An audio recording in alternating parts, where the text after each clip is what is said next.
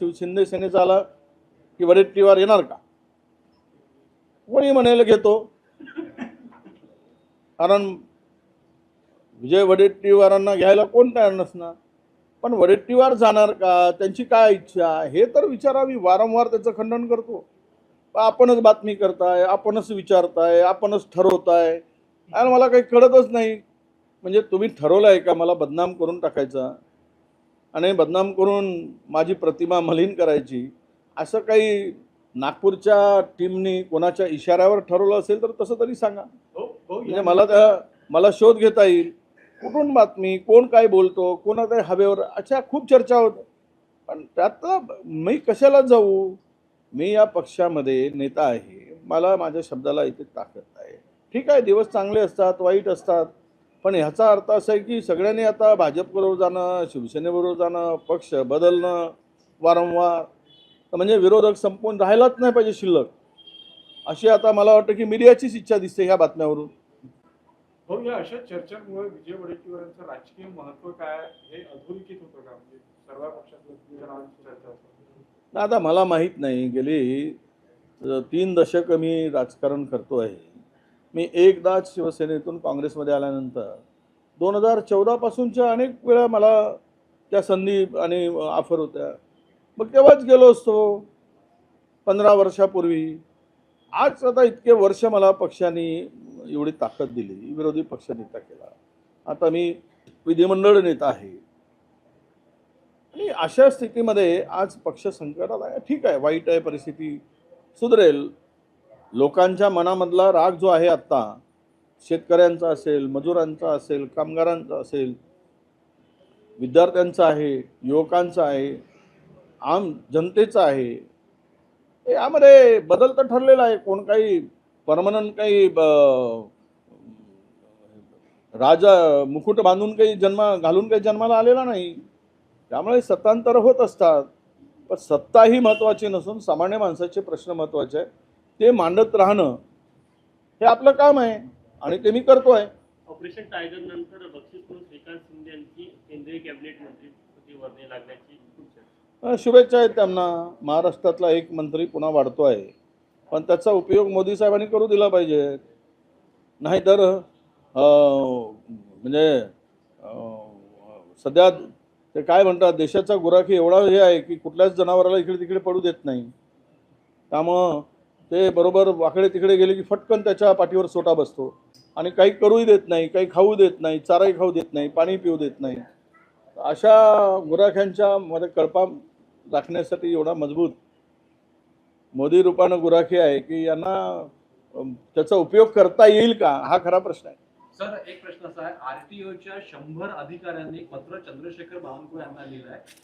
बजरंग खरमाटे जे वादग्रस्त आणि निलंबित आरटीओ अधिकारी आहे त्यांच्या आणि इतर काही जे ज्येष्ठ आरटीओचे अधिकारी आहेत ते हप्ते वसुली करतात, त्यांचे काही एजंट्स पण आहेत आणि थेट महसूल मंत्र्यांनाच पत्र दिलं आहे. ऑडिओ क्लिप्स पण आल्या आहेत. तुम्ही ऑडिओ क्लिप 56 ऑडिओ क्लिप आहे, 56 जवळपास 56 जीबीच्या. यामध्ये मागच्या विदर्भात सोडून विदर्भातील जे काही अधिकारी आता नव्यानं रुजू झालेत किंवा नवीन त्यांची नियुक्त्या झाल्या त्यांना टार्गेट केलं जात आहे आणि त्यांना या सगळ्या वसुलीच्या गोरखधंद्यामध्ये सामील होण्यासाठी त्यांच्यावर अनेक प्रकारचा प्रयोग केला जातो. राजेंद्र भुयार, आनंद मोड आणि त्याच्याबरोबर खरमाटे आता थोडे बॅक फुटला आहे. यांचा गुरु खरमाटेच, पण आता यांचा गुरु राजेंद्र भुयार आरटीओ झालाय, जे नागपुरातच बसतात, जे कधी अमरावतीला नियुक्ती असून जात नाही. आनंद मोड हे गोंदियामध्ये असतात. हा यांचा एजंट गुड्डू सेठ. हा गुड्डू सेठ म्हणजे याचं नाव काहीतरी वेगळंच मुस्लिम समाजाचा व्यक्ती आहे. म्हणजे गुड्डू सेठ असं त्याला टोपण नाव आहे. हा व्यक्ती आत्तापर्यंतच्या 3 ट्रॅपमध्ये याचेच मोबाईल नंबर आढळून आले. आनंद मोड या गुड्डू सेठच्या मोबाईल नंबरवरून याला संपर्क करतो. हा आपल्याच गाड्या लावतो. मध्य प्रदेशातून आलेल्या, इतर राज्यातून आलेल्या चोरीच्या गाड्या राजरोसपणे चालवण्यासाठी काल परवा एक झोपलेला अधिकारी होता, त्याचं नाव होतं पुढे ते झोपलेला अधिकारी काल त्या ठिकाणी आंध्राच्या तेलंगणाच्या बाउंड्रीवर त्याला एसीबीने उचलून नेलं. एसीबीचे काही अधिकारी आणि आरटीओचे अधिकारी आणि त्याबरोबर असे एजंट हे संगनमत करून अधिकाऱ्यांना ह्या संपूर्ण स्कॅममध्ये ओढतात. जो अधिकारी जुमानत नाही त्याच्यावर ट्रॅप लावतात. आणि साधन शिंदे माझ्या मतदारसंघातला आहे, शिंदेबाईचा, ती गाडी सुद्धा याच गुड्डू शेठच्या नंबरवर फोन नंबर आहे. म्हणजे माझ्या मतदारसंघातील जाणून बुजून तो झोपला असताना त्याची लगेच बेल झाली. कुठेच त्याचा संवाद नाही, कुठेच त्याचा संपर्क नाही. पण अँटी करप्शनचे अधिकारी गेलेत आणि त्याच्यावर कारवाई करून त्याला उचलून आणले. त्याच ठिकाणी दुसरी एक महिला अधिकारी होती, ती नाशिकची होती, तिला उचललेलं नाही, तिच्यावर कारवाई केली नाही. पण विदर्भातल्या अधिकाऱ्यावर जाणून बुजून, कारण विदर्भामध्येच हे बंद केलं आहे, या सगळ्या तरुण अधिकाऱ्यांनी मिळून हा धंदा बंद केला. बाकी महाराष्ट्रामध्ये दर महिन्याला 20 कोटी रुपये 25 कोटी रुपयाची वसुली सुरू आहे. विदर्भातून सर्वाधिक वसुली होत असते, ती 10 ते 15 कोटी रुपयाची. हे सर्व मिळून याचे धागेदोरे मंत्रालयापर्यंत आहे.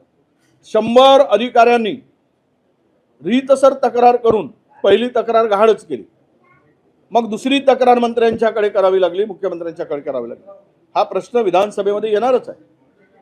पण हे जे काही ट्रॅप होत आहेत याच्याशी कुठलाही धागादोरा जुळत नाही. जो हा संभाषण व्हायरल आहे, झालेला आहे, असे अनेक संभाषण. म्हणजे हा अमोल आनंद मोड नावाचा माणूस त्या आरटीओ अधिकाऱ्याला इन्स्पेक्टरला सांगतो की ही गाडी आहे. त्यांनी सांगितलं या गाडीचा चेसिस नंबर काही बरोबर जुळत नाही आहे, वेगळा चेक केल्यानंतर. नाही ती सोड, फोनवर सांगतो, त्याचं संभाषण आहे. अशा अनेक ठिकाणी राजेंद्र भुयार, आनंद मोड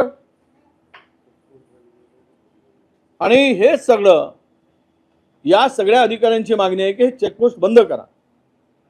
अदानीला जो देऊन ठेवलेला आहे एकदा सेटलमेंट करा आणि हे बंद करा, म्हणजे हा वसुलीचा धंदा बंद होईल. पण त्यावर कुठलीच कारवाई होत नाही आणि वसुली मंत्रालयाच्या इशाऱ्यावर हे राजेंद्र भुयार, आनंद मोड आणि यामध्ये सामील झालेला आत्तापर्यंतच्या 3 ट्रॅपमध्ये जेवढे झालेत त्यामध्ये हा एजंट गुड्डू सेठच सापडतो. याचेच धागेदोरे येतात, याचीच गाडी मिळेल, याचाच फोन नंबर त्या ठिकाणी दिला जातो. म्हणजे हे पूर्णतः तरुण आरटीओ अधिकारी प्रामाणिक अधिकारी आहेत. त्यांना वेटीस धरून त्यांना या धंद्यामध्ये सहभागी करून घेणं वसुलीच्या, हा या टोळीचा दिसतोय. आमच्याकडे सर्व पुरावे आहेत, ते मी आता सर्व सांगणार नाही, पण विधानसभेमध्ये हे सर्व मी उद्या परवाला मांडणार आहे. 100 आरटीओ अधिकाऱ्यांनी त्यानंतर सही करून पत्र दिलं, तरी मंत्रालयात ते पत्र गहाळ झालं. म्हणजे किती बदमाश लोक, हरामखोर लोक तिकडे बसून आहेत. 100 आरटीओ अधिकाऱ्यांनी दिलेलं पत्र गहाळ करतात, मग दुसऱ्यांदा पुन्हा पत्र द्यावं लागलं. आता ते पत्र मुख्यमंत्र्यांपर्यंत गेलेलं आहे असं मी माहिती मिळाली. काय त्याच्यावर कारवाई होती ते बघू. उदय सामंत यांनी एक स्टेटस ठेवलंय, योग्य लोकांचे हात, असं ते स्टेटस आहे. हातात हात असतील तर चुकीच्या लोकांची साथ धरायची कधीच वेळ येत नाही, अशा प्रकारचं हे स्टेटस आहे. म्हणजे कालच्या प्रवासानंतर शिंदेसोबत असं आहे, हा हात एकामेकात धरून राहू, पण लोकात चर्चा मात्र हा हात नावापुरताच आहे अशी चर्चा आहे. हा हात एकमेकाचा सेकंड म्हणून धरला की एकमेकाचा हात दाबायसाठी धरला, हे येणाऱ्या काळात दिसेल. त्यामुळे कोणाची साथ कोणाला आहे आम्हाला आनंद आहे. आपल्याला दोन जर ते सगळे एकत्र राहून जर करतील तर आम्हाला दुःख होण्याचं काही कारण नाही. असंच नांदा सौख्य भरे आणि महाराष्ट्राची भरभराट हो, यासाठी मिळून काम करावं अशी जनतेची इच्छा आहे. कालच्या विमान प्रवासाच्या चर्चेनंतर आणि इतर काय घडामोडीनंतर हे असं मुद्दा स्टेटस मेसेज देता कदाचित त्यामुळे काही चर्चा झाली यांना वाटत असेल. पण असं आहे की एकनाथ शिंदे हाही माणूस आला जिगरीच माणूस आहे ना, त्यामध्ये काही लपून नाही. एवढी माणसं पुढत आहे, घेऊन जातो आहे. आता कोणी म्हणतात पैशानी, अरे पैशानी माणसं किती जातील, पण माणूस इमान का विकतो हाही प्रश्न आहे ना. इमान विकण्यापर्यंत माणसाची मानसिकता का ढासळते, हा मोठा विषय आहे. त्यामुळं मला तरी असं वाटतं की या ऑपरेशनमध्ये मुख्यमंत्री होते की नाही हे आता मला माहीत नाही, पण ही जर चर्चा दोघांमध्ये फ्लाईटमध्ये झाली आणि त्यावरून जर स्टेटस आलं असेल तर काही ना काही मनामध्ये अशा प्रकारचे विचार आले असावेत. पण एक नक्की की आता तरी महाराष्ट्रातलं राजकारण जरी एकत्र दिसत असेल तरी ते एकत्र नाही, हे अनेक गोष्टीवरून दिसून आलेलं आहे. काल परवा नाशिकची जागा जी पाडली गेली, पाडणारे कोण होते, भाजपचीच लोक होती. त्यामुळे मनात त्यांच्या खतखत आहेच एकनाथजी शिंदे साहेबांच्या. त्यामुळं फडणवीस साहेब आणि शिंदे साहेबांचा हात हातात आहे, पण हृदयाला हृदय मिळतो काय हे पाहावं लागेल भविष्यात. थँक्यू. राजकारण सुरू आहे असं